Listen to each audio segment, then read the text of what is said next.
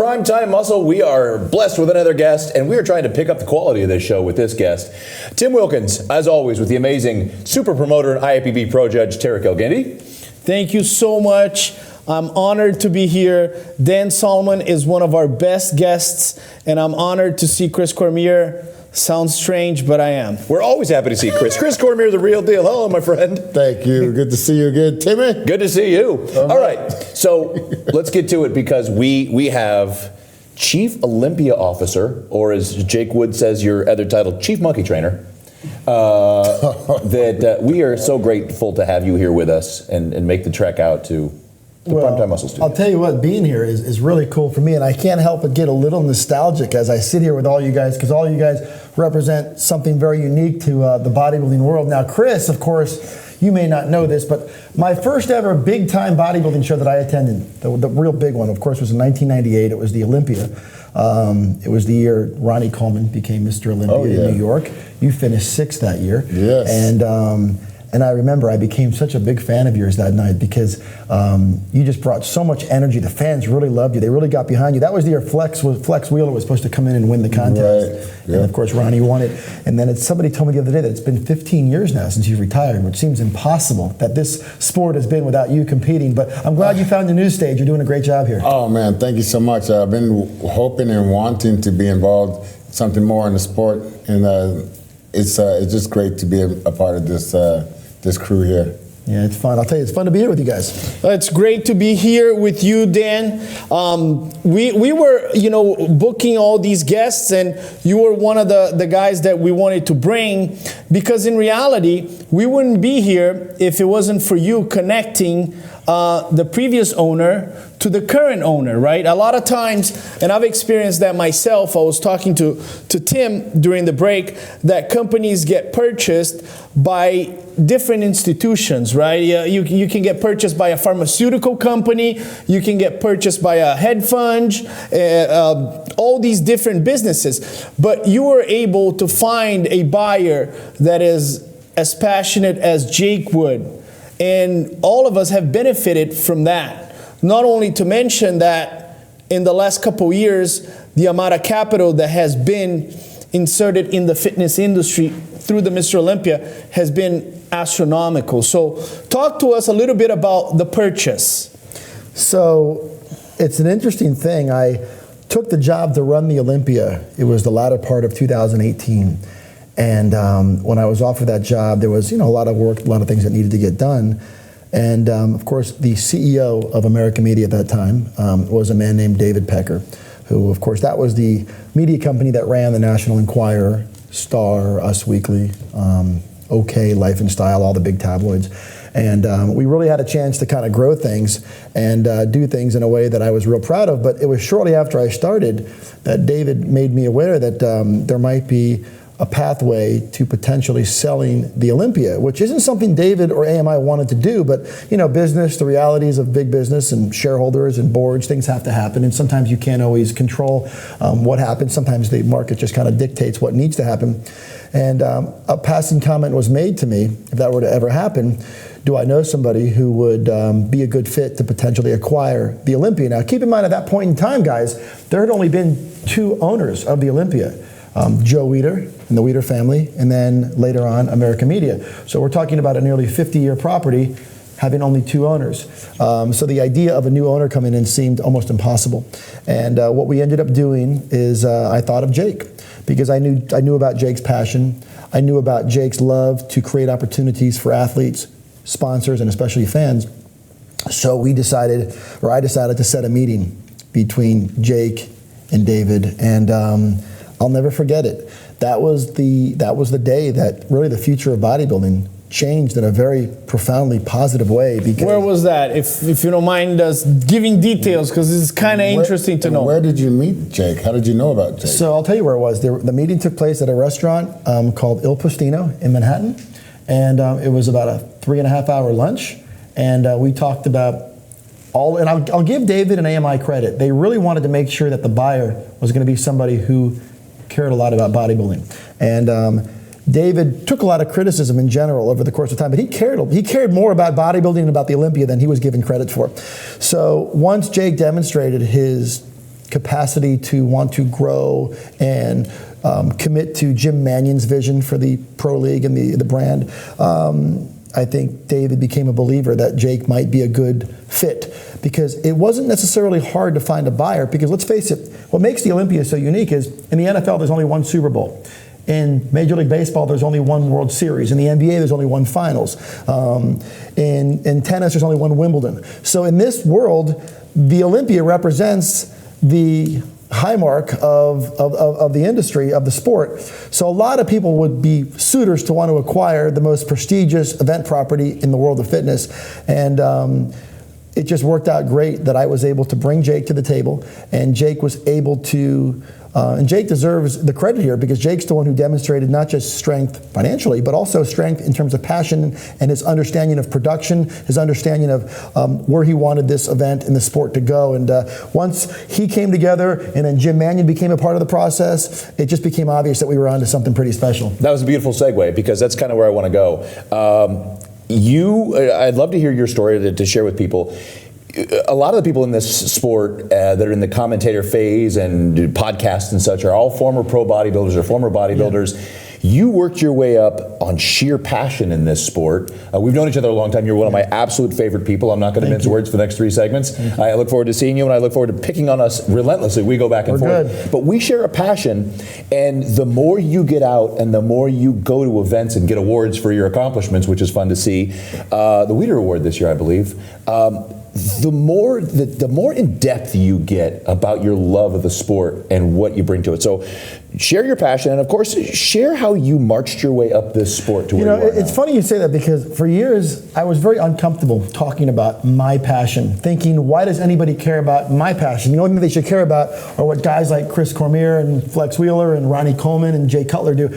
And I never understood why anybody would have any interest in my love of bodybuilding and fitness and all this sort of thing. And I appreciate you mentioning that. I think over the years, I've come to realize that there's a relatability to my story, because, I started off as the guy sitting in row 45, watching guys like Chris go at it with Kevin Levrone and all that. And it was just a very pure time, and then I ended up getting into the media side of things, and then I got to know Joe Weider a little bit, and I got to know Ben Weider, and I got opportunities to host things just kind of like what you guys are doing now, and I got to be a part of almost all corners, whether it's developing supplement brands or whether it's creating licensing programs or media or marketing or raising capital. Every corner of this sport I was able to kind of touch and get to know. You think about the different things that are big now, like these podcasts and overview shows. You were really the starting point for a lot of that. I mean, it all comes down to this. I always remember Dan saying that in his when he was doing the Mr. Olympia, right? And I remember that expression. It all comes down to this, right? It all comes down to this, Tarek.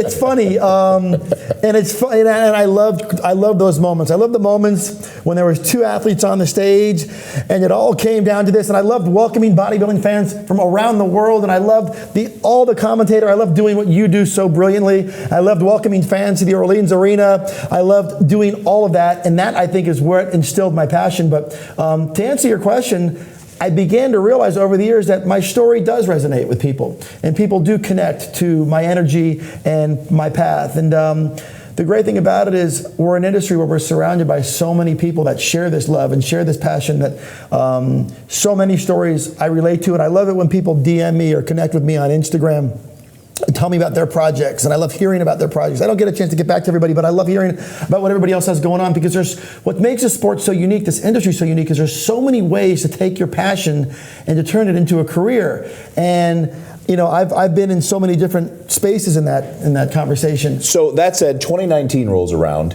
Right. That's Jake now has control of the Olympia. Yes. You are the chief Olympia officer. The deal closed on Valentine's Day, and I'll never forget it. And it was bittersweet, because we closed the deal. We had a big staff at American Media, and of course, anytime there's an acquisition, there's layoffs, there's things that have to go on, there's redundancies and things that you have to build economic efficiency. And so it was a really tough day. But I remember later that night looking at Jake and saying to Jake, "You own the Olympia, man. Like, that's wild, right? It's almost like mind blowing." And I said, "You own the Olympia. how does that make you feel? And he looked at me and he said, I'm just excited to make the sport better for the athletes and the fans. There was zero ego in this transaction for Jake Wood. So zero ego. Where I'm going with that is Jake throws you the key to the brand new race car and says, where do you want to go, Dan? Did your mind just go, I got 1,000 things I want to do to build the Olympia and build the brand and make it go nuts?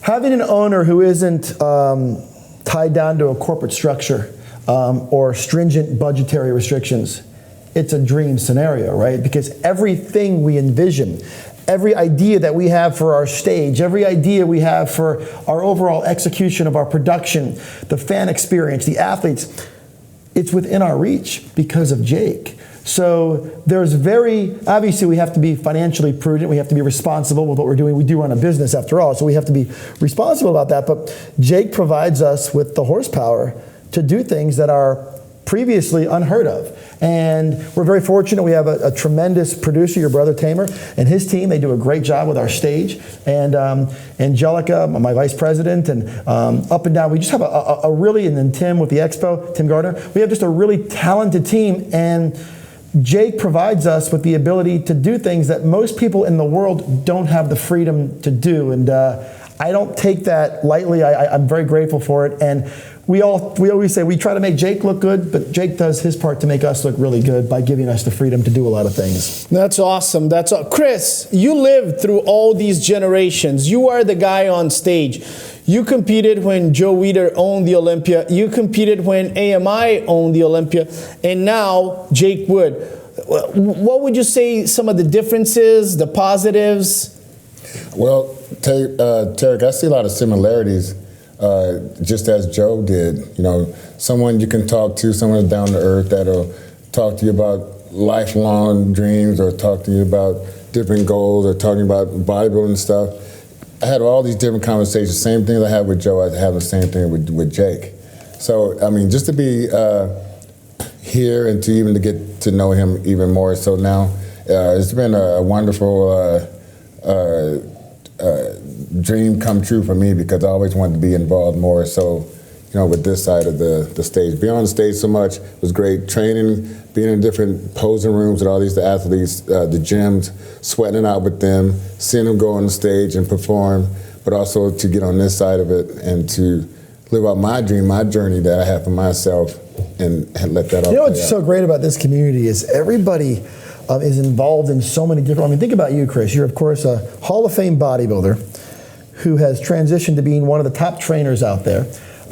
You've built your own little empire, and then you're here, and what people don't realize when Tim takes the suit off, there is a world-class physique beneath it. No, it's the truth. You come in there, you're competing, you're trying to get a pro card, and I still love this sport so much. and I know I'm such a fan. I know you do. And then, of course, Tarek, you and your family, the contributions you guys make through muscle contests and all the events, and I just love that about what we do. People that we work with. They're not just one-trick ponies that get hired to do a job. They're people that immerse themselves in all facets of this livelihood, and I think it's unlike any community there is. Well, we have lots more to talk with Dan Solomon about when we come back on Primetime Muscle. People always ask how I got here.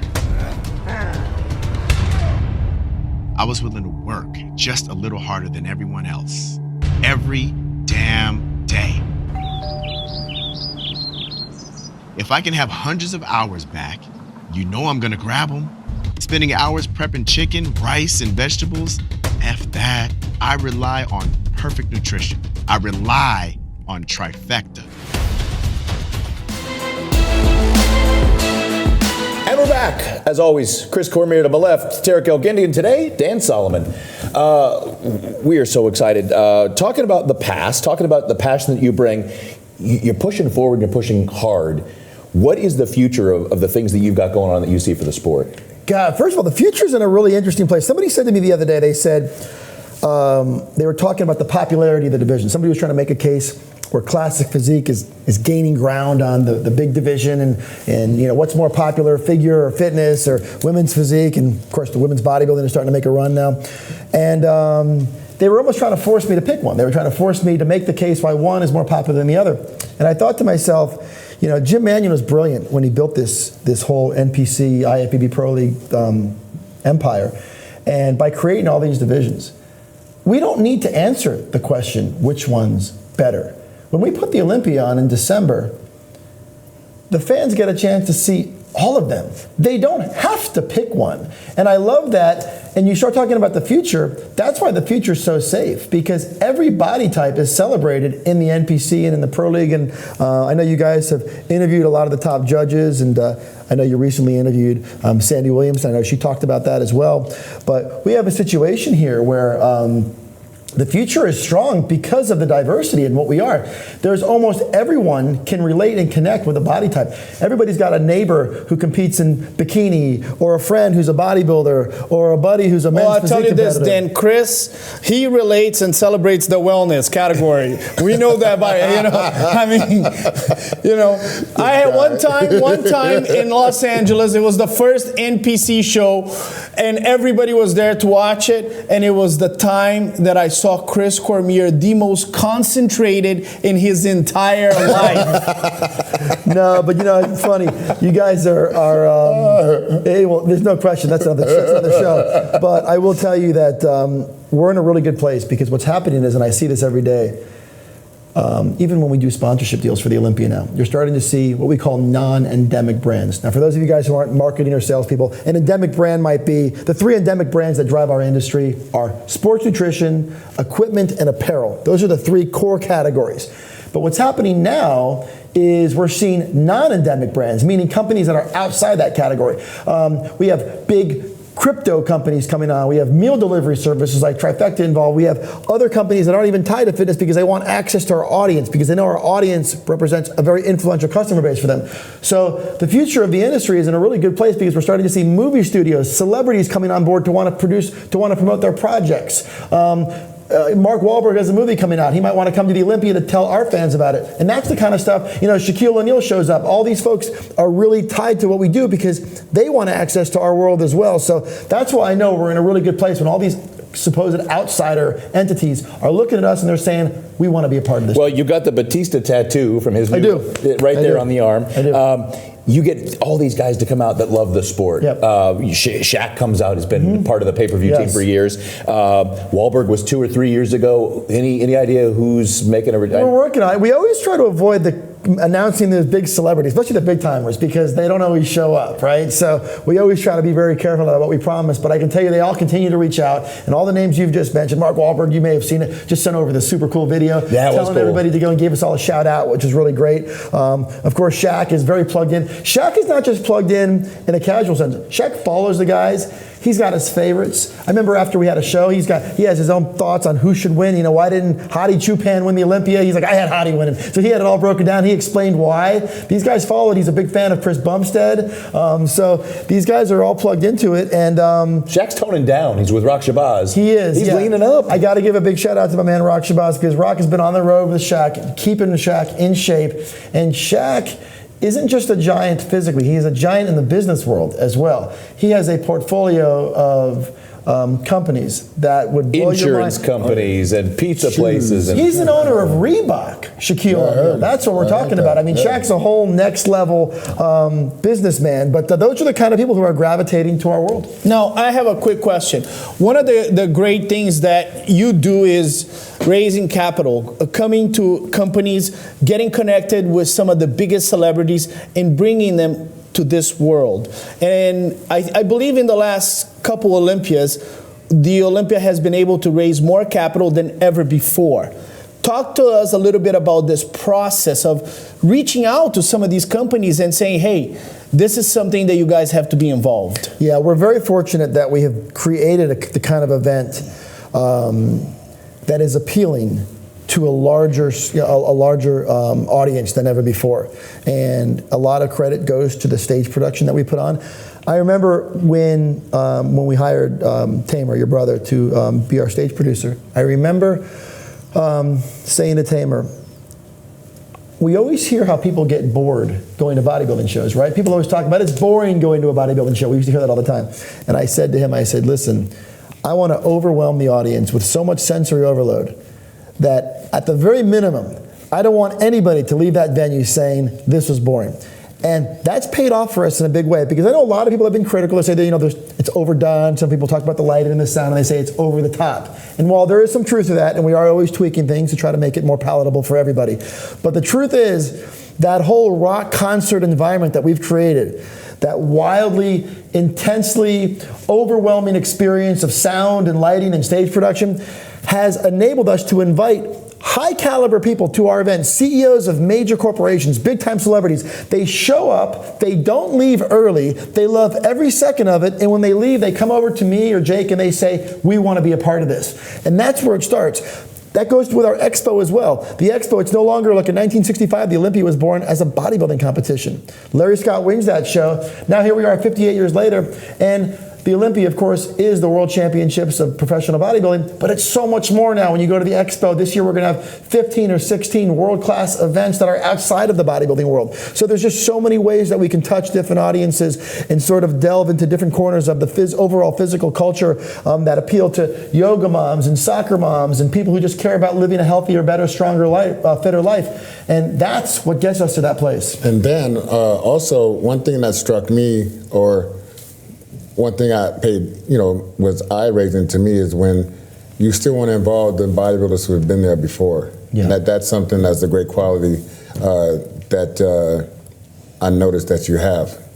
And not only celebrities, but just bodybuilders that gave their life to this sport that we all love. Yeah, no, I appreciate you saying that, because you guys are it. You guys are the central artery. You guys are the reason we all started doing this. I fell in love with this sport, just like you guys did, because of guys like you. And last year we were so honored to have Lee Haney come back as our honorary ambassador of the weekend. We've given that distinction to Jay Cutler as well. And then we've also given that distinction to Shaquille O'Neal. So we're trying to really touch on all of it. But no, I appreciate you saying that, because I'll never lose touch of that. And I know that I'm close with people who remind me of that. And sometimes, and I'm guilty of it, you get so caught up in the business of what we do. We get so caught up in revenue and balance sheets and P&L and all those things because we have to run the business. That sometimes we need to be tapped on the shoulder and reminded, hey, we got to stay close to our core. We got to stay close to the athletes. We got to stay close to those storylines. So one of my favorite things has always been the expo, and you have access to your favorite bodybuilders. So you could go to a booth where they're sponsored, or a Legends booth. This year, a Primetime Muscle FemFlex Friday, where you can get your picture taken, interact, shake hands. But this is the biggest expo in a long time, if not ever, for the Olympia. It's at the Venetian. It's important to point that out. It's at the Venetian Convention Center. That's right. And it is such the people watching. I love the people watching. Can you guys imagine? I mean, you've all been to the Venetian. The Venetian is one of the most opulent, expensive in terms of what they had to spend to build this place, palatial, beautiful hotels in the world. And just imagine that the Olympia Expo, the Olympia weekend, the Venetian is going to host our expo. Our Olympia World Fitness Expo is going to be hosted at one of the most beautiful high-end hotel properties on the planet. That's how far this sport has come. And I hope that doesn't get lost on people, because when you think about the way this used to go and the places we used to hold this event, in great venues, by the way. Literally high school gymnasium. This is a next level experience. That's why when I stand on stages and I grab microphones and I tell audiences all around the world that this is going to be a next level experience, just think about that for a second. This is a multi-billion-dollar hotel, the Venetian, one of the most beautiful hotels in the universe. And that's where this year's expo is going to be. Now, Dan, obviously, in my opinion, and I've been to the Olympia many times, the brand is growing and is becoming more valuable. If somebody came up to me and said, well, I believe the Olympia is getting 30% better than what it was, about 5 years ago. The venues are getting better. The experience is getting better. The show is getting better.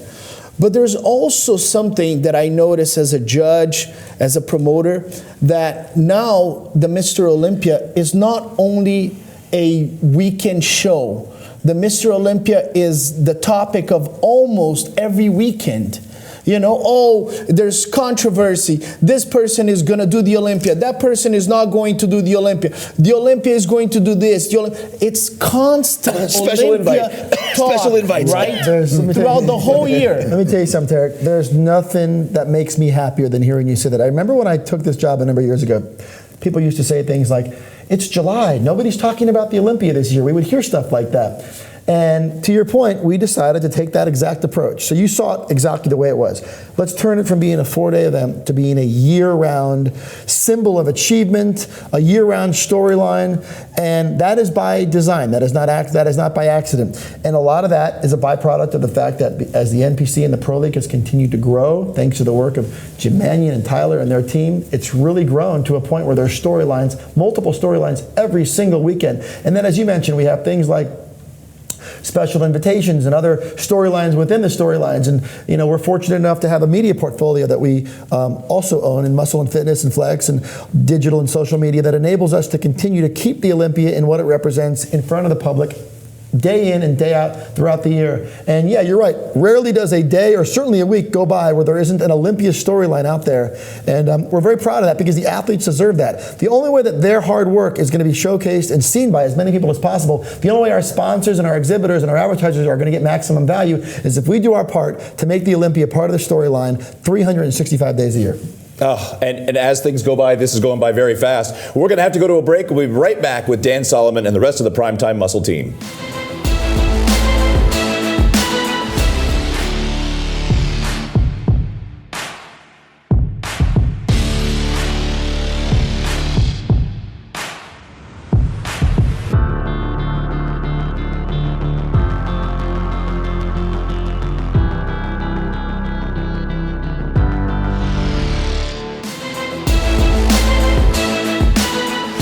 And our final segment today on Primetime Muscle with Dan Solomon, Chief Olympia Officer. We talk Olympias. We talk a lot about the countdowns of our favorites over the years.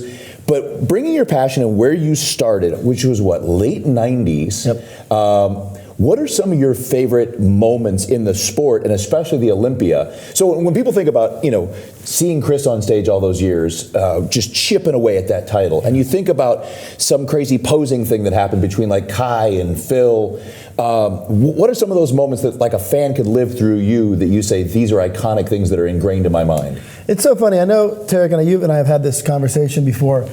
There was always something very personal about the Jay Cutler journey. And that's why he's so successful today in his post-career competitive life. Jay's journey was interesting because we all related to it because we had all been trying to do things our whole life and not been able to achieve it, not reach that unreachable star, right? And Jay, year in and year out, he came in, he worked his butt off, and he was never able to win that title. Also, it just so happened that his peak years came during the peak years of the greatest bodybuilder to ever live, right, in Ronnie Coleman. So the night in 2006 when Ronnie and Jay were standing side by side in the middle of the stage at the Orleans Arena, and Bob Ciccarello announced that this year's winner is Jay Cutler, and you saw the collective enthusiasm and energy that echoed through that building. It was about more than just Jay winning, right? It was, Jay almost did it for you guys. Jay did it for all the guys who just weren't able. I mean, think of all the greats, the Sean Rays, you and Flex, and all you guys and Kevin who were some of the greatest bodybuilders to ever live. Best era. Weren't able to do that. And you guys came in through that same era. You were a little bit beforehand, but then Jay was up there. And he didn't just win Mr. Olympia that night. He beat the greatest bodybuilder, the guy that nobody was supposed to beat, and he did it after knocking at the door year in and year out. And I don't know, there wasn't a dry eye in the house that night. And I remember it because I remember I was on pins and needles because my son was about to be born, and I wasn't sure if I was going to have to fly home. So I remember thinking about that night, but I was able to hang around for it. And I just remembered what that meant to a lot of us who care about triumph and overcoming impossible odds. And even when you think back to the way Jay started, you remember, Jay Cutler was never supposed to beat a guy like you. That wasn't supposed to happen. Jay Cutler did not. Never. He was never, right? And Nope. But I say that in sincerity. Like, Jay Cutler wasn't supposed to beat physiques that looked like yours and flexes. But Jay, even like when he did the show in '99, and he watched me turn pro in '93 in Santa Monica, but he was always like just a guy that you want to speak to, you want to help, you want to give some tips. I gave him a tip, by getting a deep tissue massage and all that stuff. Right. I said that can really open up your physique. And that was after the '99 Olympia. Yeah. So he took that to heart. He actually hired the guy that I told him he should hire, and it totally changed his physique a lot. And he was already going to be one of the best. He ended up going to 2001, being second in Olympia.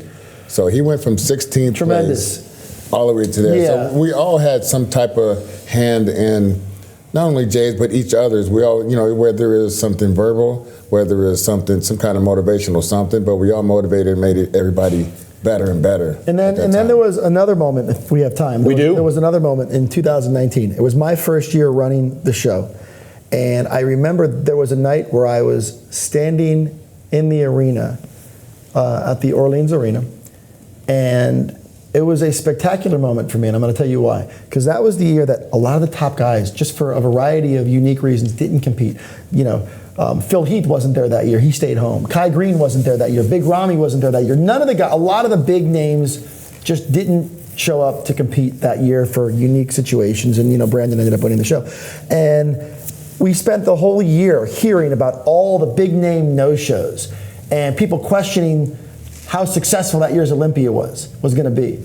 And I remember standing there, and I know if you ask Jake Wood, he'll tell you about this. It was really special because that was the night that I realized that the sport of bodybuilding and the interest that the fans have is larger than any individual bodybuilder. Because we sold out the Orleans Arena that night as Kai Green stayed home, as Phil Heath stayed home, as Big Ramy wasn't there, and there was others that weren't there, I'm just forgetting. But many of the biggest names in the world for a variety of reasons didn't compete, and it didn't matter because the fans came out because they love bodybuilding, they love the Olympia, they just want to cheer on for what's in front of them. So it wasn't about who wasn't there, it was about their love of the sport. And I remember standing there and I was emotional as I was looking around, and I was remembering all the people that said this place is going to be half empty, who's going to show up and watch this event. They were monitoring ticket sales. There were media outlets saying that. They were saying and they were all wrong. And the place wasn't just successful, the place sold out. And they did it without any of those big names. That's why I always say this sport is bigger than any one bodybuilder, one bikini star, one fitness competitor. This is a lifestyle, it is a passion, and it is a loyal contingency of supporters. And that was the night when I discovered definitively that was a fact. My question to you is this. Some people say that I'm extremely optimistic, but I'll say this on record. I believe that the 2022 Mr. Olympia, and Jim Enion was here, Tyler was here, Sandy was here, and you're here. I believe the 2022 Mr. Olympia might be the greatest Mr. Olympia of all times for a few reasons. I believe the Zappos Theater is the best venue has ever been done on Olympia. Like you said, the expo is at the Venetian, and the competitors, not only in the open bodybuilding, but in all the categories. I have this feeling after COVID, after everything, that this could be the greatest Mr. Olympia of all times. Do you agree, or you think I'm being overly optimistic? Well, I always live in the world of analytics and facts. Here's what I know for sure. We will have more divisions competing for the most prestigious title in the world on the main stage this year than we've ever had before. 10 IFBB Pro titles, Olympia titles, will be given out on Friday and Saturday night. That has never happened before. We will have more athletes competing for those titles than we've ever had in the history of the sport. We will be giving out more prize money than we've ever given out in the history of the sport. So those are the things that I know definitively.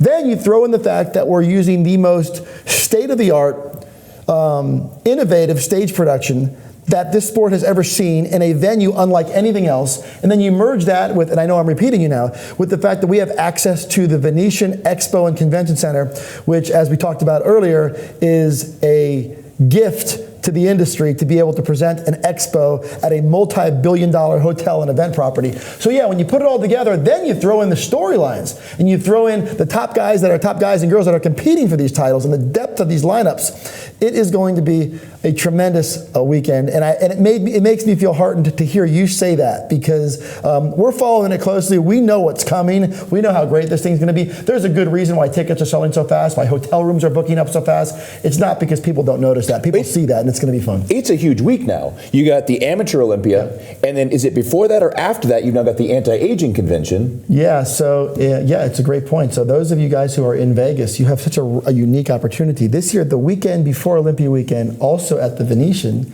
is Dr. Bob Goldman's A4M anti-aging convention. So if you really want to come out and have a week-long experience of all parts of healthy living and that lifestyle and anti-aging and bodybuilding and muscle and strength and fitness, you can start out and you can go to the A4M anti-aging convention, which is pretty impressive from what I... Tarek's not there yet, but Chris and I are both down with it. Yeah, exactly. And then... No, I put cucumbers on my eyes. I'm there already. And hummus too. And then to your point, right, early in the week is the Amateur Olympia, which is one of the biggest NPC sanctioned pro qualifiers in the world. And the Amateur Olympia in Vegas has turned into something pretty incredible. So that's another part of the weekend that people don't talk about enough. I travel all over the world, and people are telling me, I will see you at the Olympia.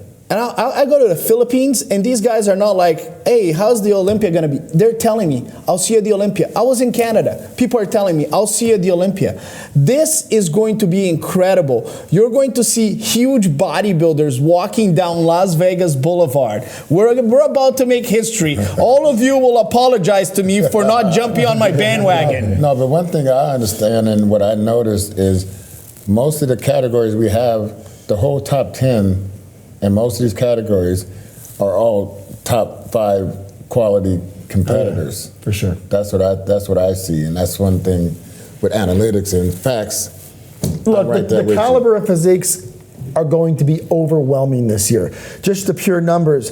We're not hearing about anybody who's not doing this show this year. It's to the point where we're almost waiting for somebody to reach out and tell us they're not going to be there. I'm talking about all the divisions. The best in the world in all the divisions will be at the 2022 Olympia. And the good news is there's still a few tickets left at MrOlympia.com, and there's some remaining discounted hotel rooms, so people can still get in on it. They haven't done that yet, but they're running out of time because Olympia weekend, it's almost here.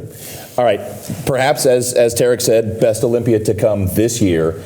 Any visions for other venues, cities, countries, something that you say, this is my dream for the Acropolis? Yeah, so one thing that I'll give Jake a lot of credit for is we just keep an open mind to every scenario. We keep an open mind to bringing the sport to all parts of the world. I know here at Wings of Strength, there's been a real commitment to bringing new events throughout Europe, and there was a very successful event recently in Romania, and they're continuing to grow that. So there's nothing is off limits. There really isn't. We've found a good home in Orlando last year. We're in Vegas this year, and we're going to continue to evaluate great locations to put on the event. But there's passionate bodybuilding fans all over the world. They all want us to. They all want us to bring the Olympia there, and we're just enjoying this process of basking in the popularity of the sport. It's never been more popular, and that's a credit to the work, to be honest with you, that you guys are doing. I mean, shows like this, look how far we've come. Look at this show. Look at this set. I can't believe this is like Sports Center. This is incredible stuff. And I've been to Bristol, Connecticut. I've been on the set of Sports Center. I know what that looks like. It looks like this. Right. This is an impressive thing awesome. that Jake and the whole team have built here. And that's a big reason why, when you pair that with all of our other media, Muscle and Fitness and Zach Ziegler, our editor over there, everybody's just doing their part to really make this sport as global as possible. That's awesome. Yeah, that's awesome. I am honored. I think when we talk overall about your impact in the industry, I know I repeat this all the time, but I'm going to repeat one more time. It drives you crazy. You were responsible for moving the Olympia to Orlando 5 weeks before, and in my opinion, that was one of the most courageous decisions in the history of bodybuilding, and it turned out to be an amazing Olympia. You found a buyer for the Olympia who I can call Jake Wood as a friend, and man, he's so enthusiastic and passionate about the sport that I know bodybuilding is growing and the Olympia is growing because he's the custodian of the brand, and you've been able to modernize it and also bring all these celebrities, and you've raised more capital than anybody. So I want to congratulate you on being such a great influence to what has transpired in the last 2 decades. Yeah. I will say, as we wrap, one of the greatest things a leader can do, and credit to Jake for putting you in place, credit to you for putting a team in place that you let run wild and grow things in such a quality way. It speaks volumes, the team that you've selected, and it's just a master class on how to put passionate people in every place that they can do things. Caden, Angelica, Tim, all these people that bring your love of the sport to the fans who want to be a part of this special event. We have a tremendous team, and I think the greatest compliment that anybody has ever paid came from Betty Weeder, the wife of the great Joe Weeder, when she reached out to me once, not too long ago, and she said she's watching closely. And I get emotional when I say this, but she did reach out. This really happened. She said, I'm watching closely to what you and Jake and your team are doing, and I just want you to know how proud Joe would be of the work you're doing. And every time I think back to that conversation, that's when I'm having bad days, because this ain't an easy job. This isn't easy for all of us. This is a lot of work. It's year-round. It is relentless. And the number of things we have to deal with on an hour-to-hour basis, it's from fire to fire. It is intense. But when I think back to Joe and Ben and the words of Betty and the great people that we get to work with every single day, that makes it all a whole lot more worthwhile and inspiring, because at the end of the day, this is the business of inspiration. That's what we do. We're here to inspire people. Just like you guys used to get on stage and inspire. You know how many people are out there to this day that train because of Chris Cormier? There are so many people that have been inspired and touched by this industry, and to just be a part of it and to be able to celebrate the work of those athletes and to be able to do our part to shine a spotlight on the greatest athletes really to ever walk the planet. And I say that because there's no athlete that puts more into their craft than a bodybuilder does. Right. We talk about it a lot. Chris has been touched, or has touched a lot of people, in a lot of countries. Dan, such a pleasure. Thank you for everything you've done and everything you continue to do. Like we wish for a dynasty among Mr. Olympias. We look forward to your dynasty of making this sport grow, inspiring more people and bringing them in. Thank you for joining us. And we'll see you in Vegas in December. See you in Vegas. See you there. All right, for the real deal, That's what's up. Tarek Gilgindi, Greatest Mr. Olympia of all times, 2022. Tim Wilkins. Please, as always, comment, like, and more than anything, share with your friends who love the sport. And we look forward to seeing you in Las Vegas, December 15th to the 17th. We'll see you next time on Primetime Muscle.